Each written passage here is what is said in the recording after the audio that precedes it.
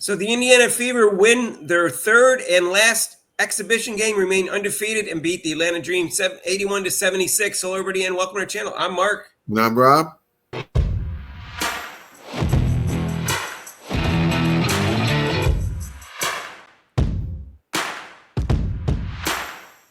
So, hey, if you haven't subscribed to our channel yet, please do so with the notification bell when you do, so you get notified of our next video. And join us for Kate and Clark's crossover. It's tonight, Monday from 6 to 7, and also on Thursdays, 5:30, 6:30 Eastern Time, respectively. And also, except for major holidays, we will not do it next Monday, which is Memorial Day, or we won't do it on Labor Day. Other than that, every Monday. And it's a sports reporters type forum. We have guest podcasters, and it's talk about Kate and Clark and all sorts of cool stuff. So, Rob, they ended up the preseason being 3-0. I don't think they played any great teams, but the Atlanta Dream is supposed to be in the 5 to 6 range, even though Brittany Griner only played 2 minutes. And they did go undefeated. So you got to give them that. Yeah, I mean, they scored a lot in offense, and then also the defense looks a lot better than last year. I think that's the key, Rob. They were 11th out of 12 teams last year in defense. They started out the year in 12th, and their offense was pretty good. But this year it's going to be even better. And I think they're the favorites. But New York is certainly – I can certainly see the argument for them to be co-favorites with New York. New York has a strong starting lineup and depth. Those are the only two teams that I see that have a strong starting lineup and depth. In the first play of the game against Washington in the preseason game, we've been told that it's the right knee. She will be. There's a nice pass by Clark, Rob. Yeah, nice pass, but nice post-up move by Boston. She had a pin down, she had a nice pass, and then she would give it to her spot so she can shoot it well. And that's short as well for Nas Hill. Yeah, we're going to see that a lot, Rob. Okay, look, that's going to be a lot. Yes, Mark. That was a pinpoint pass, and that's how they're going to beat the other teams, beat them down the court. Yeah, Bonner's her favorite target already, it looks like. So Clark had 13.76, 6 rebounds in only 21 minutes.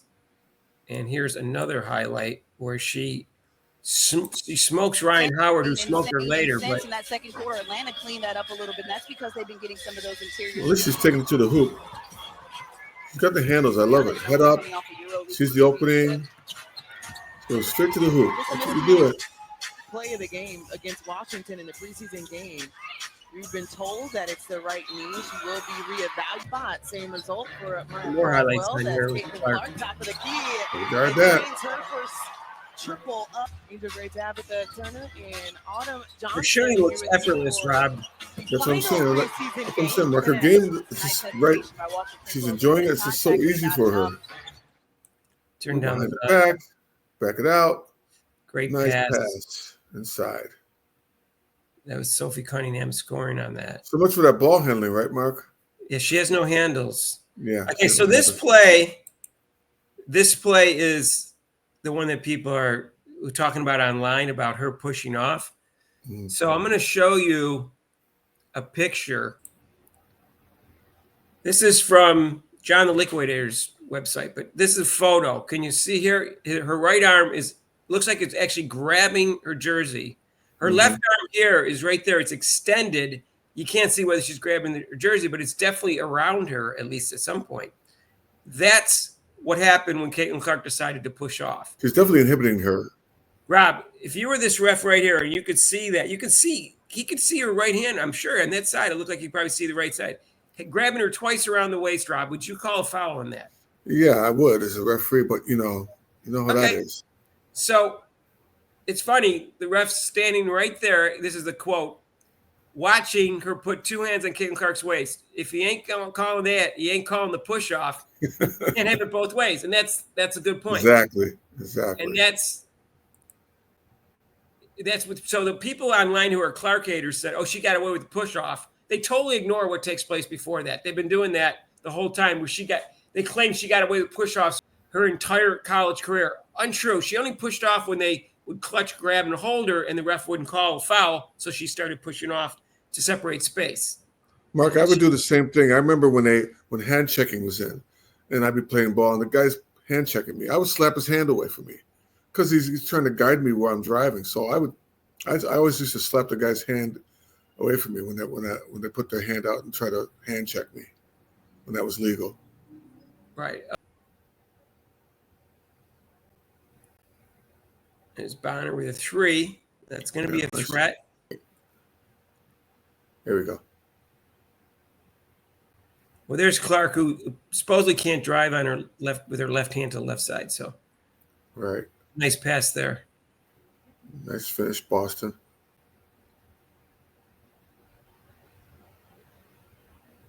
Nice pass. Nice cut by Lexie Hall. But Mark, do you notice how they're looking for each other?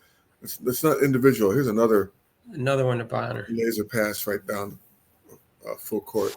Notice that they're looking for each other when they came on the court, and nice little handoff there to Clark. Right. .com as everyone is at 22nd at State Farm Arena. So make sure. So that you, even with the volume up, you can't hear what she's saying. That's Naz Hillman got in Leah Boston's face. I have no idea why, but you go push somebody like that. I would have decked her. No, I'm just kidding.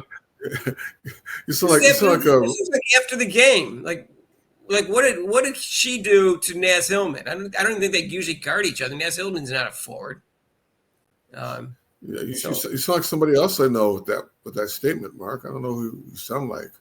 How she's handled pressure as well. So we'll get to see more of her and Coach Mesko. All you've seen at practice too, working with the shot. That was her only basket during the game, Rob, but it was a nice play. We'll get to see more of her. Chatoya Walker-Kimbrough was talking to Chatoya Walker-Kimbrough Okay, let me go back. It's clearly a foul. I'll play that in slow motion.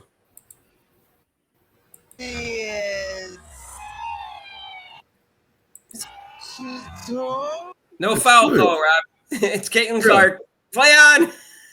Well, then I don't know if she's going to help her up, or she was trying to figure out if she was going to help her up, or she was just standing over her after the foul. And that's a technical foul right there. See, she's standing over her. The official about the rap. And then another foul got knocked down. The ref's not doing anything. There's 2 fouls, Mark. There's 2 fouls. Is that one? Was talking and then there's that one. About the rap. There's 2 fouls. I'm not sure what she's doing there, Rob. She kind of puts her hand down a little bit. I'm not sure what she's doing there. But I see the refs just counting in how many seconds they have to get the ball, and he's not even thinking about a foul.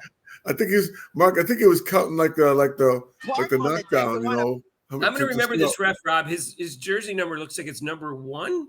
Is that what it is? Jersey is Chatoya Walker-Kimbrough was talking to the official about the rap. Caitlin Clark on the deck. The one of jersey is 9. Chatoya Walker-Kimbrough.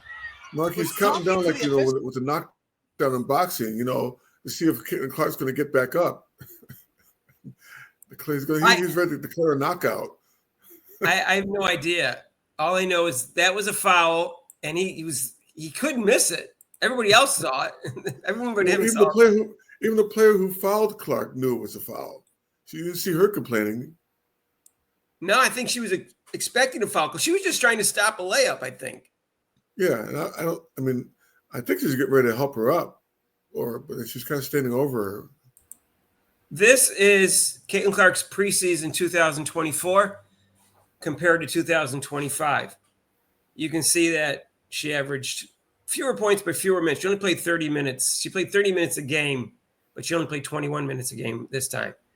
But she averaged almost as many points, and she actually had more assists, 6 instead of 4, 6 rebounds instead of 5.5. But her shooting percentage was 52.5 compared to 37, and 3 points was 50 compared to 31.8. And also, Rob, her true shooting percentage I saw was 69% for the preseason. So her shot is on right now, Rob. And she actually took a couple threes that were the shot clock was winding down in the last game. So it's probably higher than that. So here are the stats. Natasha Howard played another solid game. She plays good defense, doesn't pass a lot. She had 0 assists, but she rebounds well and she plays good defense and scores efficiently. Leah Boston's still inconsistent in the post, Rob, but she did have 5 rebounds. And she was 3 for 7. Yeah, she finished a little better. She still has to work on her footwork. Howard is definitely a great pickup with defense. She's going to help them a lot. Kelsey Mitchell started out cold, but then got hot, just like last game. I'm not too worried about her. I know she's dealing with the finger. Sophie Cunningham hurt her ankle, so she only played 15 minutes, but before that, she was 2 for 3. Had a lot of hustle plays, an assist and 2 rebounds. Caitlin Clark, 23 minutes, 5 for 11, 3 for 8, but really, like I said, she had 2 3-pointers that she kind of like shot when the time clock was going down. So Cunningham started, so I guess she's experimenting with that also. Yeah, I think that there's a lot of – I think they start 3 guards on the Dream. So I think that's why Sophie Cunningham started instead of Dewana Bonner. I mentioned that, Rob, that I think the starting lineup is normally going to be with Dewana Bonner, not Sophie Cunningham, and everybody else has said the same thing. Right. But I said they might not have the same starting lineup depending on whether the other team is guard heavy or not. Because Bonner's pretty tall to guard at guard. Brianna Turner, she hasn't impressed me overall, but she does play good defense, and she got 8 rebounds in 21 minutes and 4 assists. So she doesn't look for her own shot. Offensively, she doesn't impress me at all. But I still think she's a good all-around player if you take away her offense, because I don't think she looks for her own shot. But, Mark, do you know that, I mean, people don't put that into a factor that rebounding also is good defense, because if you have 8 rebounds, that's 16 points you stopped right there. I know people keep saying that Brianna Turner has not been impressive. I go, yeah, she hasn't been offensively, but defensively and rebounding, she's been pretty good. So she adds something to the team, and she has experience. She's been first team all defense before. Michaela Timpson, this is not her best game, but she had that one really nice shot. She was a little bit more hesitant this game, but I think she's going to make the team. Yeah, she's got to be a little more forceful inside, but yeah, I guess she's definitely potential in her. Sydney Colson has not impressed me. I think, Rob, they wanted some veterans, and they wanted veterans with championship pedigree. Well, they got one in Bonner, and they got one also with Natasha Howard. They didn't need a third one. And I think Sydney Colson's signing might have been a mistake. She hasn't impressed me. That's just my personal opinion. I'm not sure how Grace Berger is going to even make the Lynx or not, and how great a player she would have been. But I thought she was good enough for a backup point guard. So, but I understand they wanted to give her a chance, too, to get some more playing time, because she's not going to get much playing time with Caitlin Clark as the guard. I've mentioned that before. Jaylen Brown has a lot of athletic ability, but she's not a great shooter. But she makes hustle plays. And I think she's going to be the player they bring back after they cut her as the 12th player. And Lexie Hall, of course, played well again, and she always makes hustle plays. And she had some couple rebounds, and she came out of nowhere. She had 5 rebounds, 4 assists, a steal, 14 points, 6 for 12. She owned the fourth quarter with her 2-point game, Rob, driving to the basket and little stop and pop shots that you like underneath the basket in the fourth quarter. Yeah, she's playing like she did at Stanford. I saw her play at Stanford, and this year she seems to be a little more aggressive, and she seems relaxed. I mean, she's brought off the bench, at certain times, and she definitely always made an impact. But I think now she really knows what her role is to come in. With her and Cunningham coming off the bench, that's really going to help the Fever a lot. And Alicia Gray and Ryan Howard didn't shoot well, which is why the Dream lost. Besides the fact that Brittany Griner only played 2 minutes, you said you heard she had a hip problem. I guess they're just resting her for the regular season. She hit a 3. She's done that twice in preseason, and she's always had a nice touch on her jumper. And now she's starting to establish herself in the 3-point range. That's interesting. And I thought Tahina Paopao played well, matched up with Caitlin Clark when she was there. And she was 5 for 6, 3 for 4 and 3s. And I think she's definitely going to make the team. Yeah, Paopao, she's that was her thing in college, is supposedly a 3-point shot. So I think that's going to help the Dream as far as when they play other teams. Well, it was her junior year. Senior year, her numbers went down a lot, but I think she's probably going to get it back. Cheyenne Sellers was on the court for 10 minutes, and she looked slow to me. I don't think she's going to make the team. She got waived by the team that drafted her, and then she got picked up by Atlanta. I don't think her knee's 100%. Doesn't mean she won't have a WNBA career. I just don't think she's healthy enough to make a WNBA team right now. That was the preseason. I think the Fever looked good. I don't think you can tell a lot because one game was against Brazil. One game, Caitlin Clark didn't play. And this game, Brittany Griner didn't play. So I'm not sure how much you can conclude other than that the defense is better.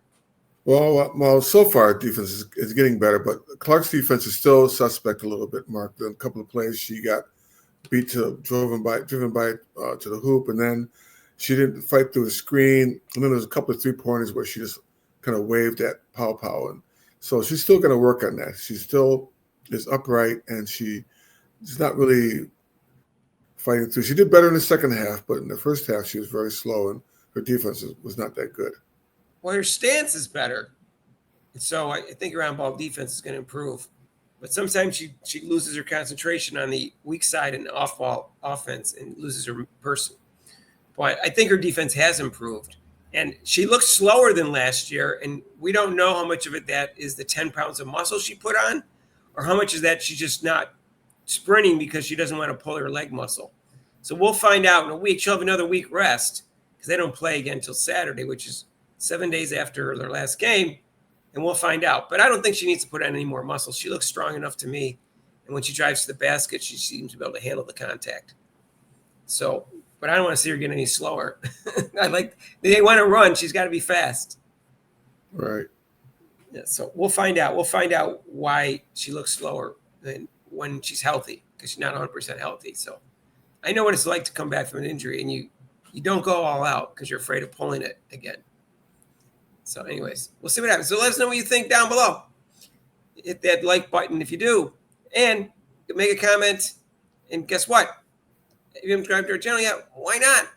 We need 7,000 subscribers, and we need your help. We're really close. Hit that notification bell when you do so you get notified of our next video. And you can share this video with your family, friends, and acquaintances, and join us for Caitlin Clark's Crossover. It's every Monday and Thursday, 6 to 7 and 5:30 to 6:30, respectively, Eastern time, except for major holidays like Labor Day and Memorial Day. We will not have Caitlin Clark's Crossover. If you want, you can donate to this channel with super chats and super thanks down below and a link to PayPal. We'll see you in the next video. Peace out. Peace out. Where's the enthusiasm, Rob?